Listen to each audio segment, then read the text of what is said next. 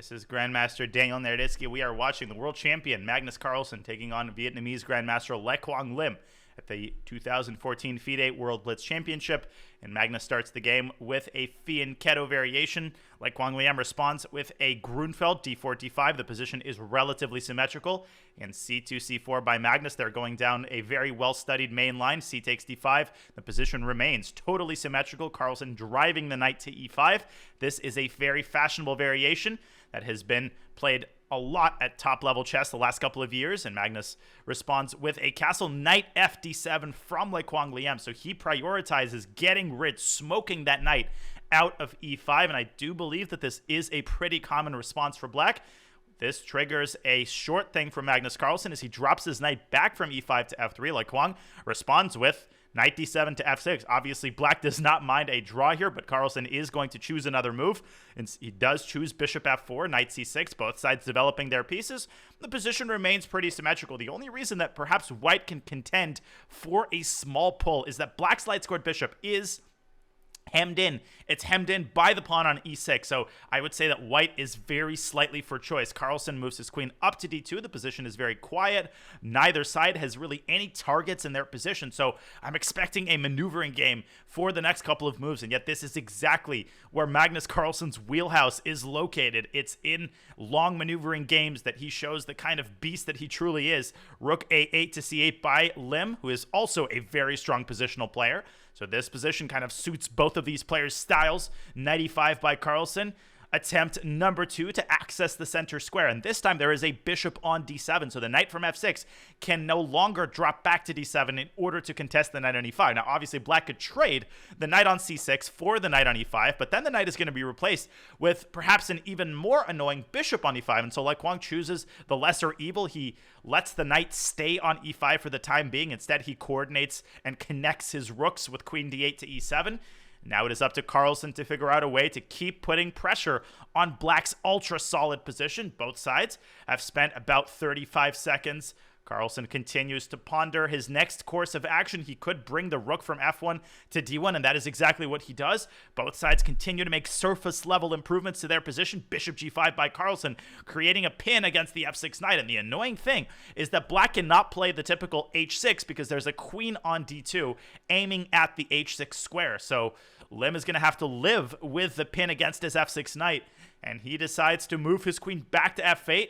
Now, if Carlsen moves his queen up to f4, I think he intends knight f6 to h5, attacking the queen, and then he can follow up with f6, forking the knight on e5 and the bishop on g5, so there's a lot for Carlsen to think about. The other idea of queen f8 is that it now does threaten the move h6, which will dislodge the bishop from g5. And with white's pawn sitting on g3, the bishop will not be able to drop back to h4 because g6, g5 is going to trap it, and so Carlsen drives his pawn up to h4, an aggressive move here.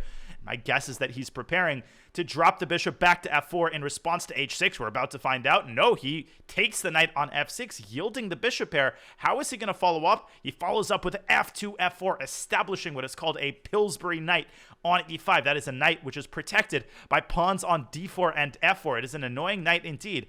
And I'm sure that Quang is tempted to capture it, but for now he leaves it alive, and he pushes his own pawn up to h5, preventing the further progress of white's kingside pawns. Carlsen responds with e3, continuing to solidify his position. The bishop moves back to e8. Both sides still incredibly solid. The center still completely locked up. So we're continuing the kind of maneuvering game that the players started out with in the opening. Bishop e8 has triggered a longer think from Carlsen, who is down on the clock. He's going to have to accelerate the pace of his play just a little bit as he moves down to 90 seconds. Knight c6 to e7 by Liem. And that was the idea of his previous move. He fixes Carlsen's pawn on g3 and gets the knight over to f5. Now g4 is not possible. That will drop the h4 pawn. And instead, Carlsen moves his c3 knight back to e2, opening a channel of communications between the rooks and essentially putting in front of black a dilemma. Both sides can now trade rooks along the c-file if they so desire. Neither side desires it just yet. And the secondary idea of knight e2 was to move the queen up to a5, Carlsen harassing black's kingside and creating a threat against the a7 pawn. Now a6 would defend that pawn, but Quang, that move gave him a little bit of pause and a little bit of hesitation there, as I think he was reaching for his queen. Yes, indeed, queen b6, offering a queen trade. Magnus Carlsen accepts that trade immediately. The queens are off the board. Now a pair of rooks are off the board, and Carlsen trying to get all of the heavy pieces off the board. Perhaps he's decided that his minor pieces are just a smidge better placed, and his position a little bit more active than Black's. And the Vietnamese Grandmaster refuses the rook trade, moving his own rook back to a8, but now Carlsen has control of the only open file in the position, the c file, so maybe Le Quang is regretting that choice as he drops his knight back to d6. The e4 square by Carlsen is a weakness, which he has to watch over, and king f8, bringing the king closer to the center. Let's see if Carlsen does the same. A little bit of hesitation there by the world champion, and ultimately decides on e4. He opens up the center, and about 25 moves after the center was closed, White finally reopens it again by pushing the e-pawn up to e4. And what worries me about Black's position is just how passive his bishops are. When the center opens up, that pawn on b7 is going to be in the crosshairs of White's light-squared bishop. And if a rook from c1 drives into c7, Black could end up losing that pawn. So Le Quang with a lot of problems here as he drops now below a minute on the clock. T takes c4, knight takes c4, the pawns are traded, the center is open. The bishop on f3 is a monster on the long diagonal, and its counterpart on e8 is incredibly passive. A trade on e5. Le Quang gives up his dark-squared bishop for White's knight on e5, and the knights are traded as well. Bishop to c6, offering a trade of bishops, and what an excellent idea by Le Quang. If Carlsen takes the bishop on c6, Black will respond with rook a8 to c8, and the bishop will not be able to move because the rook on c1 is pinned. On the next move, Black will recapture the bishop on c6, reaching an equal rook endgame. An excellent defensive idea by the Vietnamese Grandmaster, but Carlsen, he's not willing to yield. He plays king e3, trying to trade on his own terms and keep the c-file open. King e7 by Le Quang, and the position does look very, very drawish indeed. Carlsen is certainly the one pushing here. Black is the one with the weaknesses on the queen side, the doubled pawns on b6 and b7, which Black will have to watch over very, very carefully to make sure that a rook does not land on b4 or on c7. And Carlsen is trying to do just that as he moves his rook up to c3. He is sort of threatening the move rook b3, which will attack the b6 pawn. And a little bit of hesitation, but rook c5 is the Grandmaster's choice. Rook b3 by Carlsen, attacking the pawn and forcing it forward to b5. But now the pawn on b5 is on a very vulnerable square. It's being pressured by both the bishop and the rook, but it's being defended by both of Black's pieces, the bishop and the rook. So will Carlsen find a way to keep putting pressure? And now both sides down to about 35 seconds. We're going to get a time scramble here. Rook c3 by Magnus. What a big decision here. Offering a trade of rooks. And Black accepts that trade. And now we have a bishop endgame. And White is still the one pushing here. Carlsen trying to get his king into c5. But Le Quang stops him. And the king moves back to e3. Now will Carlsen try to open up the king side? He does have the possibility of pushing the g-pawn up to g4. And forcing a trade of the h-pawn for the g-pawn. And that is what Carlsen might need, because the queen side is completely locked up. Oh, or is he trying to get his king all the way around to b4? If he can manage that, then the b5 pawn could be lost. And if the b5 pawn is lost, then Black is going to be completely losing in the endgame. And Carlsen thinks better of it as he brings his king all the way back to the center, because the problem was that Le Quang's own king would have accessed the c5 square, and that is not something Carlsen could have allowed. And as he does end up pushing g4, and the pawns are traded, and now he can follow up with h4, h5. And his ultimate idea is to create another target on f7 and create some sort of a zugzwang, some situation where Black's defensive forces are overextended, and Carlsen does go h5. 10 seconds for the Vietnamese Grandmaster. He has to play fast. He takes on h5 and moves his bishop back to e8, and f5 by Carlsen, an amazing move. If Black takes the pawn, then the e-pawn moves up to e6, and that is not something Black can afford, so he's got to let the f-pawn move up all the way to f6, which fixes a huge weakness on f7. And now Quang Liem is saddled with yet another weakness, the b5 pawn and the f7 pawn, and he's got to keep all of it protected. And he's got 10 seconds on the clock, and Carlsen is so good at creating chances in these types of positions as he continues to poke and prod and move the bishop to e2. And Black is down to 5 seconds on the clock, bishop to d1. Carlsen sort of reshuffling his bishop, maybe eyeing a potential sacrifice on e6. Black has to keep the bishop on e8 in order to keep the f-pawn at bay, and now Carlsen is walking around all the way to the king side. Will he play king g5 and king h6 here? Well, in that case, Black's king is going to reach f8 just in time for the time being. Le Quang is keeping Magnus's pieces at bay, but Gosh, it looks so dangerous, and Carlsen continues to shuffle his pieces around and create new threats.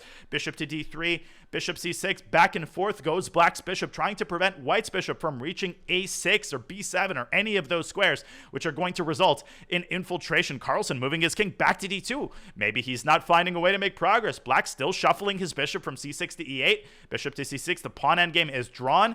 And we've got a repetition of moves. Carlsen drives his king up a third time, moves it up to d4. And how is he going to follow up? King to e4, still trying to get to h6, continuing to poke and prod, but black is defending so accurately here. And frustration now for Magnus Carlsen as the other games have essentially all finished, but Carlsen continues to squeeze this endgame, trying to produce something that is going to confuse his opponent. Black is up to 10 seconds. He's got enough time to figure out defensive moves here. King to g5, Carlsen making another attempt. King to h6, this time going the full 9 yards, but king reaches f8 just in time, and the white king is unable to infiltrate g7.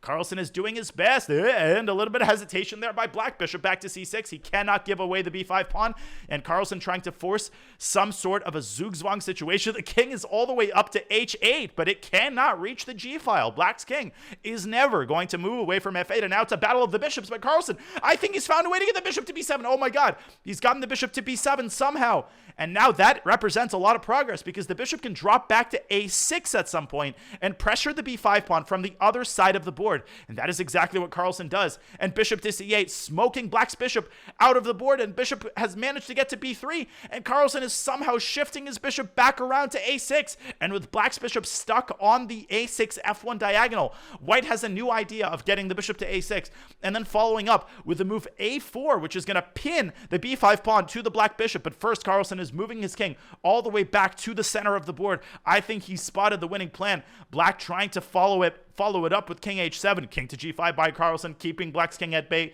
Look how patiently the world champion is maneuvering and then trying to squeeze water from the stone. Bishop to d7, king back to h7 by Quang.